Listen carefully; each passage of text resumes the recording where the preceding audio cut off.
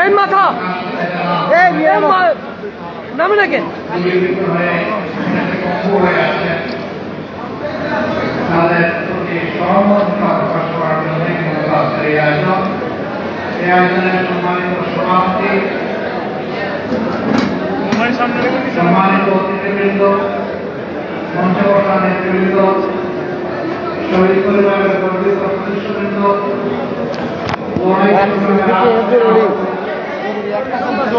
জরুরি সামনে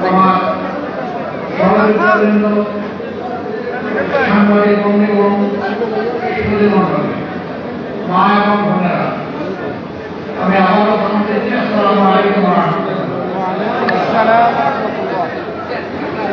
মানিক ভাই একটু নিচে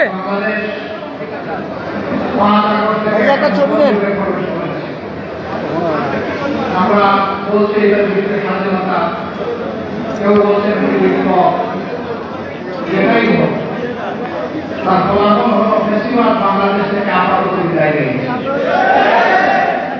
কিন্তু এই ফেসিবাদ এমনি এমনি বিদায় নেই। রহিম ভাই অসংখ্য আহত ভাইয়েরা আছেন, বোনেরা আছেন, তাদের সীমাহীন ত্যাগের বিনিময়ে আমরা এই পরিবর্তন পেয়েছি। রাজনৈতিক দলগুলোর নেতৃত্বে শুরু হয়েছে। এই পরিবর্তনের পর আমরা বাংলাদেশকে নিয়ে কোথায় যেতে চাই, পরিবর্তনের নায়কদের সাথে কি আচরণ করতে চাই, তা কিন্তু পরীক্ষা নিরীক্ষা শহীদ পরিবারগুলো যেখানে হারাহার মাইকের শহীদ পরিবারগুলো যেখানে হারাহার করছে, এখন বড়ই প্রয়োজন তাদের পাশে সহানুভূতি সাথের হাত নিয়ে এগিয়ে যাওয়া। আমার মনে আছে প্রতিদিনের সারাভাবে জীবন যাদের দুর্নীতি করে যাচ্ছে, এখন সবচেয়ে বড় অগ্রাধিকার হওয়া উচিত এই জাতির তাদের চিকিৎসা নিশ্চিত করা, এবং এই সরকারের এটা সবচেয়ে বড় অগ্রাধিকার হওয়া উচিত। মামুন স্যার আমার সম্মানিত ভাইয়েরা, আমরা একটা দল নতুন দল, এই সামনের এগুলো এরকম করতেছে এ হাত সামনে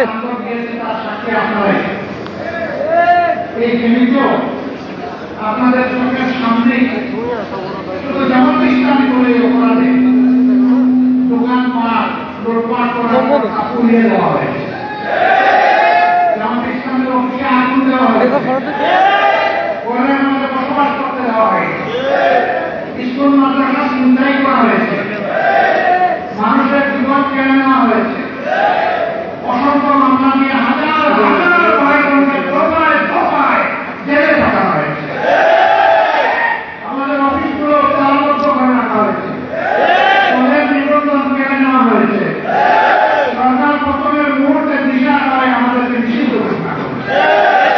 এক এক করে 1 থেকে 11 জন আমাদের নেতাদেরকে তারা হত্যা করেছে, অসংখ্য সহকর্মীকে হত্যা করেছে, অসংখ্য ভাই বোনকে গুম করেছে। শুধু বাংলাদেশ জামাত ইসলামী না, এর সাথে দেশের উলামায়ে কেরামের উপর একই কাজ করা হয়েছে, অন্যান্য রাজনৈতিক দলের উপর একই কাজ করেছে। সুতরাং আমরা সকলেই মতো কষ্ট বুঝবে যে সংগঠনের লোকেরা সহকর্মীরা শহীদ হয়েছে, সেই সংগঠনের তো দায়িত্ব এই শহীদ পরিবারের এবং শহীদের বাচ্চার প্রতি সম্মান দেখানো, আহতদের প্রতি সম্মান দেখানো। এখন ক্রেডিট কারাকারি সময় নয়, পরিবারের পেটের শহীদ ভাগ করার সময় নয়। এই শহীদদের জাতীয় সম্পদ, তারা কোন দলের সম্পদ নয়, মানুষের সম্পদ, মানুষের কাজ। আমরা এই জন্য শহীদদেরকে আমাদের দলীয় শহীদ হিসাবে কখনো নয়, এবং এটা আমরা করব। আমরা যেখানেই খবর পেয়েছি চেষ্টা করেছি আমাদের সামর্থ্য অনুযায়ী শহীদ পরিবারের কাছে চলে যাওয়া। আমরা যেখানেই খবর পেয়েছি চেষ্টা করেছি আহত ভাই বোনদের পাশে দাঁড়ানো। হ্যাঁ, আমাদের সামর্থ্য সীমিত, কিন্তু এইটুকু নিয়েই আমরা বসে থাকি না। আমরা সর্বোচ্চ চেষ্টা করি। এটা আমরা মনে করি ওই সমস্ত ভাই বোনদের প্রতি কোনো দয়া হবে, এটি আমাদের কর্তব্য। যদি এই কর্তব্য আমরা পালন না করি, আমরা শহীদের রক্তের প্রতি আমরা কোনো বিশ্বাস করি। এর দায়িত্ব আমাদেরকে পালন করতে হবে। তারা আমাদেরকে চিরঋণী করে গিয়েছে। মহান সকল দরবারে দোয়া করি